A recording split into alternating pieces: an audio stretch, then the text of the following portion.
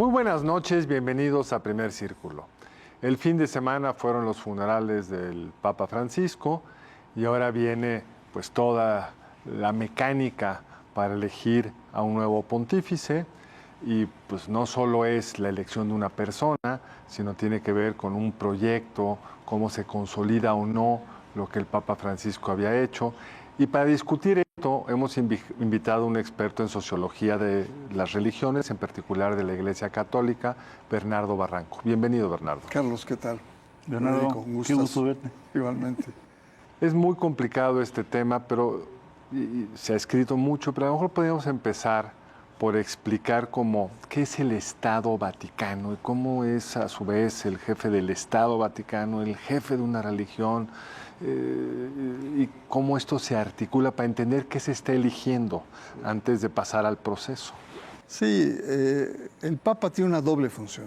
Es el líder religioso de más de 1.400 millones, iglesias en más de 170 países. Y, ¿empleados? ¿Cuántos empleados? Estaría difícil, pero es muchísimo. Y por otro lado, al mismo tiempo es jefe de Estado.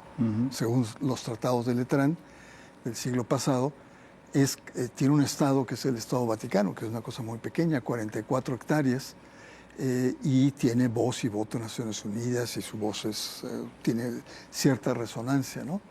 Entonces tiene esta doble característica. Por un lado es líder espiritual de probablemente la iglesia más estructurada, no la mayor es el Islam, pero la iglesia más estructurada, y por otro lado es jefe de Estado, técnicamente se llama la Santa Sede, aunque todo el mundo habla como el Vaticano, como se habla de la Casa Blanca, etcétera, ¿no? Pero el Vaticano es donde reside. Donde reside, sí. Es ese espacio. Bueno, y hay que decirlo también, el Estado Vaticano supone también responsabilidades hasta administrativas, como lo del banco, en fin, o sea, es un complejo bastante grande, ¿no? Y el proceso de elección pues realmente se da en su función como líder religioso, porque los electores no son los residentes del Estado, de la Santa Sede, sino son la alta jerarquía de la Iglesia Católica. ¿Por qué no nos cuentas quién es esa alta jerarquía y cómo llegan a ser electores? Sí, mira, es muy sencillo, son los cardenales, y los cardenales son nombrados por el Papa. Entonces son los cardenales que ante la sede vacante, cuando el Papa muere o renuncia, entonces se convoca a un cónclave, que significa, como todos sabemos, bajo llave. Es una vieja fórmula del siglo XII. Los cardenales no se ponen de acuerdo, llevaban 3 años para elegir a un Papa, y el pueblo decía, ya no nos podemos mantener, están saliendo muy caros, eran como 15.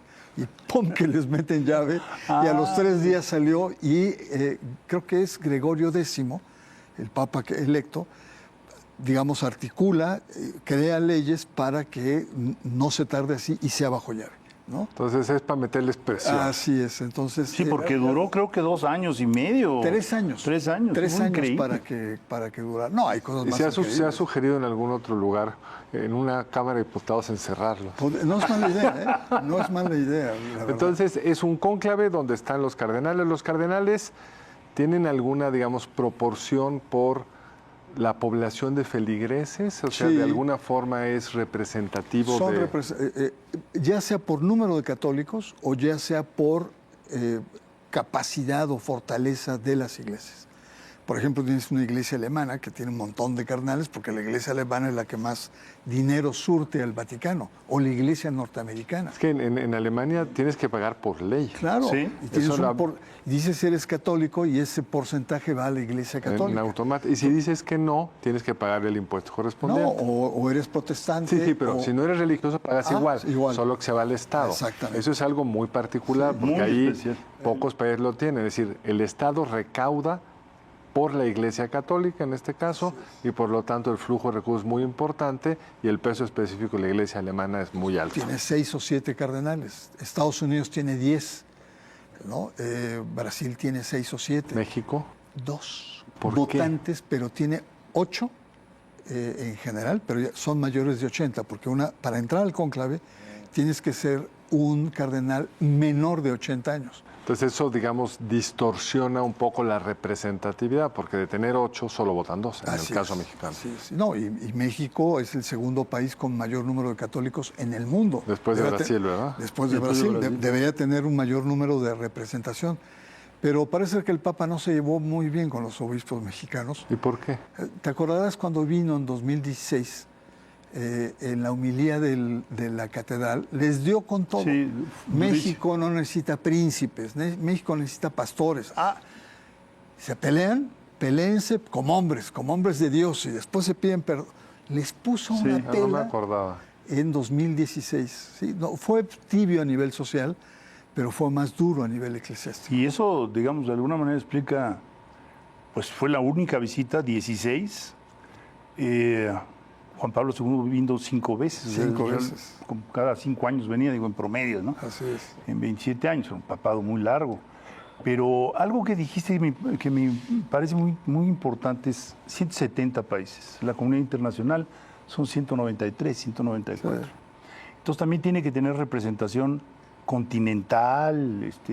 Hay estructuras continentales. Sí, la incorporación de los nuevos cardenales de África, por ejemplo. La Iglesia católica es la religión más estructurada que existe en el planeta, ¿no? Entonces esto es.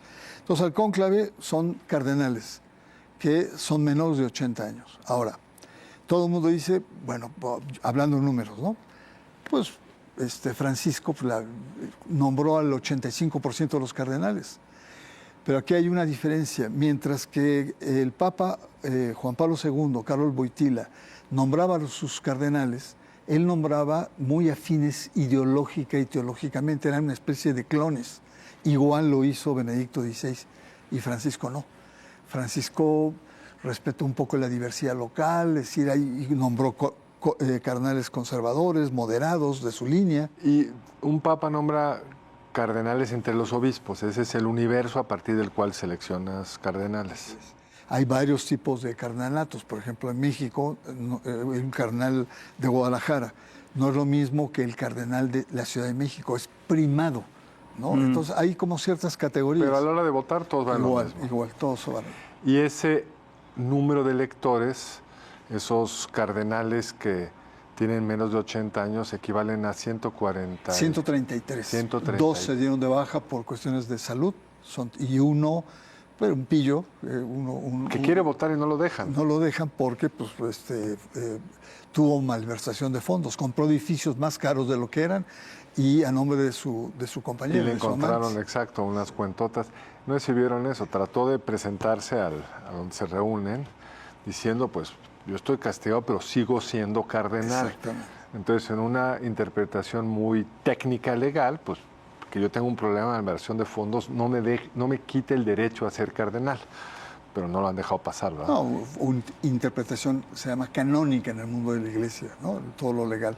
Entonces, hay que ver bien que no es tan sencillo. Hay mucha incertidumbre. ¿Por qué?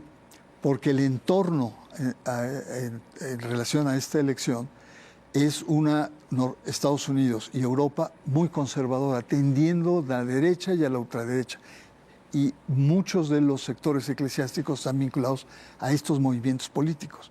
Ahora, lo que es bien interesante de esto que estás diciendo, Bernardo, es si el Papa fallecido, el Papa Francisco, nombraba en función de los obispos existentes, quiere decir que él aceptó la distribución de poder que había en las respectivas iglesias y contra lo que uno podría esperar de un Papa que se considera progresista, tenemos un cónclave que representa esa visión conservadora del catolicismo de Estados Unidos, etcétera. Está muy diverso. Hay cardenales norteamericanos muy conservadores, cardenales alemanes, Müller, y además no solamente conservadores, sino en contra del Papa. Cuando es conservadores, ¿qué significa doctrinariamente? Significa doctrinalmente que su modelo de iglesia es un modelo de iglesia que dice bajemos la cortina frente a las mujeres y hombres contemporáneos porque nos están contaminando. Estamos perdiendo identidad. Entonces regresemos a las viejas verdades absolutas, el rol de la mujer, contra los homosexuales y diversidad sexual, ¿no? Regreso a la misa en latín. Y el ejemplo más claro de esto fue cuando estalla el problema de la pederastia. el Papa, ya en retiro, Benedicto XVI, escribe un largo ensayo en donde dice que el problema de la sexualidad en la Iglesia es por el 68. Ay, caray. ¿Cómo? La hipersexualidad de la revolución sexual en el 68 penetró a la Iglesia, la contaminó. Y por lo tanto, el responsable de la pederastia, todas las cosas que pasan Son las adentro, costumbres de allá afuera. son el 68. Es un poco la Qué idea interesante. de ese modelo de iglesia, que hay varios que están en esa. Y por supuesto, algunos gobiernos están, ¿Por qué digamos, tanto peso tienen los gobiernos? pues pueden tener peso, digamos, los vínculos que tiene, por ejemplo, la presidenta en Italia, ¿no? Puede tener incidencia entre los obispos Ahora, italianos. se encierran. Se encierran Y y están totalmente no comunicados, ¿eso es cierto? totalmente, no solamente no comunicados, sino sin aparatos y además con un bloqueo electrónico. Ah, sí, bloqueo electrónico, como de cárcel, que sí nada. funciona. Es una especie de cárcel, ¿no? Entonces, y ahí es adentro. Ahora, déjenme decirles, una vez le preguntaron al cardenal Coin de Viena, ¿cómo está adentro la grilla? Y cosas, ¿no? Dice, no, por amor de Dios. Se rió de los periodistas. Ustedes no saben lo que es un cónclave, es la cosa más aburrida del mundo. ¿Por qué no podemos hablar? Y si hablamos, cuchicheamos, y hasta corremos el riesgo de que nos corran, nos saquen del cónclave. Ahora, a mí me gustaría regresar a los distintos temas que Francisco logró introducir, logró, por ejemplo, suavizó enormemente el trato hacia la comunidad LGBT y más, ¿no? Por ejemplo, cuando dijo, yo no me voy a meter en la vida del homosexual, por ejemplo, ¿no? ¿Quién Entonces, soy yo para juzgar? ¿Quién soy yo para Esa es la juzgar? frase. Frases muy atinadas. Y yo creo que esto echó raíces, quiero pensar, echó raíces su actitud hacia la mujer, cuando dice, bueno, pues debemos de leer a las teólogas porque tenemos mucho que aprender de ellas. ¿Qué tanto se puede revertir eso que Pues, está ahí, ¿no? Depende de quién va a ser el Papa, ¿no? Y aquí vamos al otro modelo. Hay un modelo conservador, digamos, centrípeto hacia adentro, ¿no? Y bajamos la cortina hacia afuera. En los años 60, a mitad, hubo lo que se llamó el Concilio Vaticano II, que fue una revolución, que fue, digamos, el optimismo, digamos, después de la Segunda Guerra Mundial, y en donde dice la Iglesia tiene que abrirse. Juan 23, el Papa decía hay que abrir las puertas y las ventanas para que entre el aire fresco. Una actitud distinta de apertura. Bueno, esto fue cancelado por el Papa Wojtyła, Juan Pablo II, porque él seguía con la inercia de la Guerra Fría, que además le funcionó, fue un pivote claro, muy importante en la caída de la Unión Soviética. Pero él siguió con esa lógica. Entonces, incluso introdujo en la Iglesia una Guerra Fría. O sea, todo lo que fue la teología de la liberación en los años 60 y 70, el Papa Juan Pablo II la liquidó. Ese es el modelo de Francisco, es un modelo de recuperar esa actitud de apertura, de que la Iglesia tiene que adaptarse a los cambios del mundo moderno. Es decir, no es que el Papa haya hecho grandes cambios, ¿no? Pero sobre la mesa, sobre la mesa y en la agenda católica, introdujo estos temas que de otra manera no hubieran podido entrar. Tenemos que hacer un corte, una pausa, pero ahorita regresamos con Bernardo Barranco para seguir platicando de este tema, el cónclave. Aquí de nuevo con Bernardo Barranco hablando del cónclave, pero mencionaste antes de entrar en los detalles de otro tipo de cuestiones, a la teología de la liberación, que en México tuvo representantes muy importantes. ¿Qué hay? ¿En dónde está? ¿Cuál es el estatuto de esto? ¿No? Fue muy perseguida, Federico, Sí, fue muy perseguida. Porque no solamente la teología fue un movimiento de ideas sobre Dios, sino la apertura del Concilio Vaticano II lo que lleva es adaptaciones en América Latina. Y en América Latina hubo una reunión muy importante en 68, Medellín, en donde se plantea el tema de la opción por los pobres. La Iglesia tiene que estar la opción por los pobres y la opción por la justicia.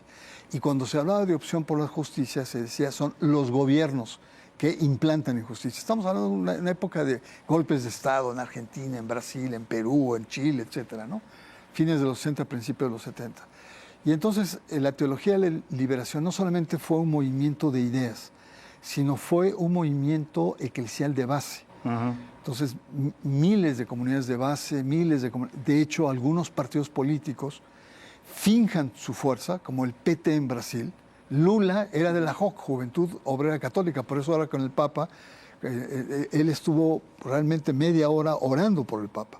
Era una persona, digamos, ¿Y el cercana. Papa qué tan cercano estuvo a la teología de la No era de la teología de la liberación. Él está más por los pobres, pero no por el activismo político. Digamos, está con una teología prima hermana de la teología de la liberación. Puede ser un poco medio ridículo, pero así es. Bueno, es que además, ahorita que lo estás diciendo, pues hubo un regaño también de Juan Pablo II en Puebla terrible. Sí. O en Nicaragua, cuando le pega durísimo a este poeta nicaragüense, que era cura, ¿no? No me acuerdo cómo se llama. Cardenal. La cuestión aquí es que el Papa Francisco tiene lo que se llama la teología del pueblo, se llama.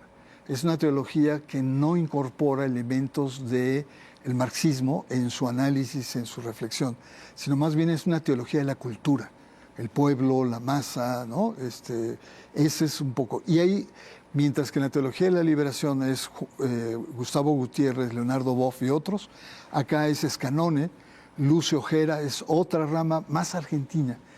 A ver, más peronista, si tú quieres. Es a lo que iba, porque se le acusó de estar cercano al poder. De joven fue muy a un peronista. Catolicismo nacionalista, antimarxista, que sí buscaba la cercanía con el pueblo, pero con una actividad política más conservadora, digamos. Así es, toda la razón. Entonces, no quiere decir que no estén en contra. Incluso recupera a Samuel Ruiz cuando vino a México, recibe a Leonardo Boff, que le ayuda.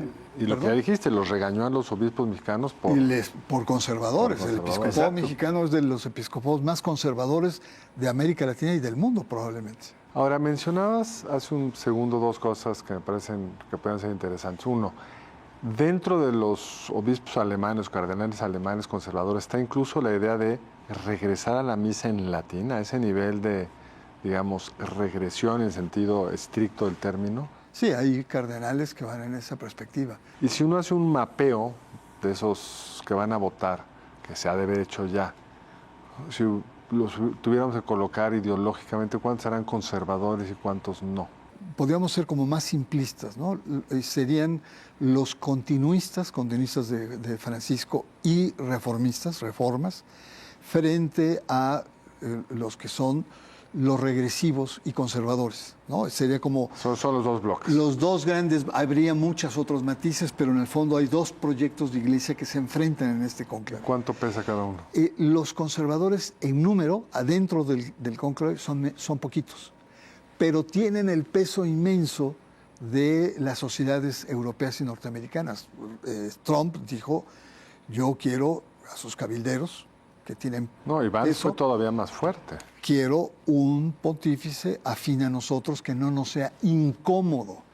O sea, el cónclave no es solamente una isla, está influida. Está influida, pero acaba siendo una isla, que es lo interesante, Sí, porque exacto. estaba leyendo algunos textos sobre teoría de la votación y es muy particular porque el elector está aislado. Entonces, lo que te pueden convencer, presionar antes, quién sabe. Pero además de estar aislado, el voto secreto. Sí. Entonces, cualquier compromiso que hayas hecho, pues es imposible de verificar. Ahora, yo creo que también hubo sorpresas en esta integración continental, ¿no? Porque uno de los hombres más conservadores, pues es nada menos que un cardenal africano, que uno supondría que al provenir de un país pobre iba a ser más sensible a ciertos temas, y tiene una posición totalmente rígida en contra de todo lo que tenga que ver con vamos, Francisco habló de la necesidad de redistribuir el ingreso, habló de una serie de comentarios económicos también, ¿no? Totalmente. El Papa, si bien no nombró clones, no clonó a sus diferentes cardenales, sí bajó al sur. Y entonces los obispos africanos, que eran 9, ahora son 19. Los obispos asiáticos, que eran 11, ahora son 23 o 24. ¿No? Es decir, le dio más peso al sur y deseuropeizó. En el cónclave pasado, por cada cardenal que venía de afuera, había 2 cardenales que estaban en Europa. Y casi todo, un gran porcentaje italiano, ¿no? Ahora Italia tiene hasta menos que Estados Unidos, creo que tiene 9 y Estados Unidos tiene 10. Sí, pues fíjate que fue muy interesante este análisis que hicieron de los viajes, porque el Papa viajero, Juan Pablo II, pues en realidad revisitó muchos países, pero el caso de Francisco fue muy diferente, porque visitó muchos nuevos países que no habían tenido el... Y sobre todo del sur profundo. Entonces, cuando hablamos de un poco del porcentaje que tú preguntabas, digamos, tienen menos, son pocos, pero tienen peso, ¿no? Tienen poderío. Burke, por ejemplo, tiene los Caballeros de Malta, otros están apoyados por los legionarios, otros están apoyados, en fin, tienen sus diferentes juegos. Aquí la cuestión para entender, efectivamente, puedes tú burlar las presiones que puedas tener, pero en el fondo lo que plantea el canon es que quien elige al Papa no son los cardenales, es el Espíritu Santo. Claro. Los cardenales son una mediación. Por eso decía Cohen que era muy aburrido, porque después de cada votación se tenía que ir a orar y a pensar. Y antes de cada votación tiene que ser un juramento, ¿no? Y juramentados. Entonces, sí es complejo. Es complejo, pero los instrumentos que normalmente ves en un sistema electoral, para que llamémoslo en términos laicos, los poderes fácticos puedan influir en el votante, no están. ¿Cuáles son esos dos mecanismos de presión? Uno es pues, la comunicación durante el proceso, el convencer, el premio, no Sobre sé qué. Sobre todo la orientación de los votos. Y segundo, pues que yo estoy viendo por quién votas o quién vota. Aquí nadie sabe nada. Sí. Entonces yo puedo comprometer mi voto contigo y votar por Federico. Exactamente. Y el otro tema que sucede en procesos como estos, que tienes que tener una mayoría absoluta para poder... 2 tercios. 2 tercios, perdón, te necesitas 2 tercios y no hay candidaturas como tal, sino se van, cada quien pone lo que quiere. Son procesos difíciles de prever, porque se van eliminando a los que quedan más abajo y luego se van recomponiendo las coaliciones y al final, pues, hemos visto en el pasado sorpresas. Sí, no, totalmente. Y aquí lo interesante es, supongamos que están, ¿no?, los votos, ¿no? Federico, entonces tienes tú 3 o 4 votos de Federico, Carlos tiene 3 o 4 votos y a la siguiente votación se estancan, no avanzan. Y a la siguiente se estancan y no avanzan. Y entonces el que votó por Federico y no por quiere Carlos, perder su voto. Ya entonces cambia su voto por alguien que está, digamos, apuntalándose.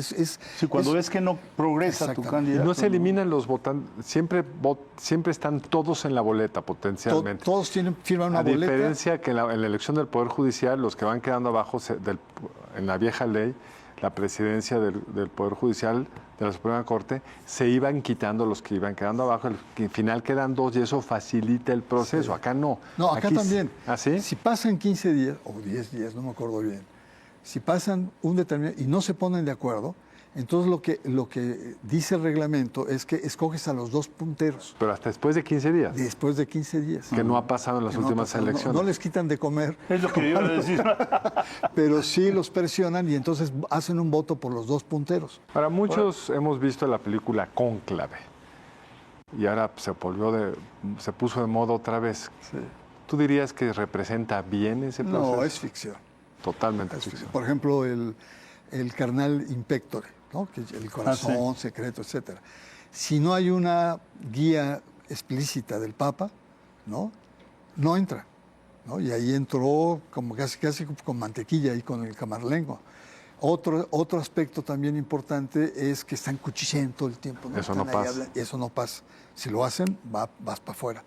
Y en fin, el final tan dramático, en la novela original fue todavía más, porque no era un intersexual, mexicano, veracruzano, sino era una mujer filipina.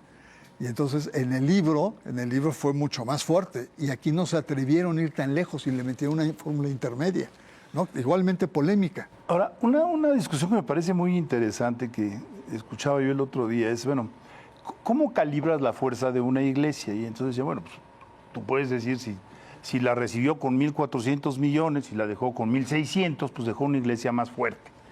No necesariamente. La fuerza de una iglesia consiste precisamente en la organización y en la capacidad para conducir a esa grey en cierto rumbo. Y yo creo que en ese sentido va a ser interesante porque no subieron mucho los números. En general los números de las religiones están estancados y está creciendo más bien el número de personas que no tiene una afiliación religiosa determinada. Incluso los científicos.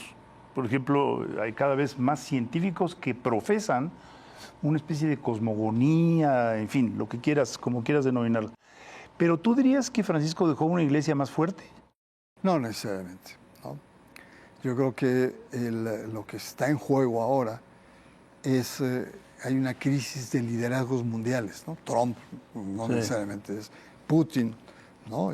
Milei, y bueno, y le seguimos, ¿no? Entonces, la presencia de un personaje que tenga una fortaleza ética va a ser muy importante, ¿no? Incluso independientemente de la religión que sea. En este momento hay una ausencia de líderes éticos, ¿no? Con valores, con tal. Esa sería una cosa. Y luego lo religioso, pues evidentemente que no está tan... Pero en esta crisis cultural que estamos viviendo, la religión sirve para pacificar, para temperar procesos, pero también para radicalizarlos. Me preocupa mucho en Estados Unidos y en Europa que hay fanatismos muy fuertes. Y entonces ahí sí, y en México, pues las guerras que hemos tenido, la iglesia y lo religioso ha estado metido, hasta la guerra cristera, la guerra de reforma, la invasión francesa. Y hoy por hoy, la ultraderecha mexicana no se concibe si no es por la dimensión religiosa. Pues Bernardo, tenemos que despedir el programa. Esto es un temazo. Esto último daría para otro programa. Sí. ¿Son fuentes civilizatorias o son fuentes de confrontación y odio? Pero por desgracia tenemos que dejarlo aquí. Contrario, un gusto. De verdad, mil gracias por tu presencia. Nos vemos la próxima aquí en Primer Círculo. Y a ustedes muchas gracias por acompañarnos. Nos vemos el lunes entrante aquí en Primer Círculo. Buenas noches.